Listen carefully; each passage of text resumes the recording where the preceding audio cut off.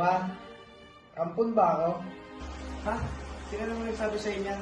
Kasi lagi nila akong inasal sa school eh. Ampun daw ako. Anak, sinasabi ko naman sa'yo na hindi ko magpapa-apekto sa iba. Sabihin mo sa akin, Ma, ampun ba ako? Ma, ano ba? Ipaliwanag mo to. Bakit ang liit ng sa akin? Ba't ako may baso sa likod? Ma, ipaliwanag mo. Bakit ang liit ng baso ko sa likod? Tagal namin sa itong itinatago, anak. Sa tingin ko, kailangan mo lang malaman.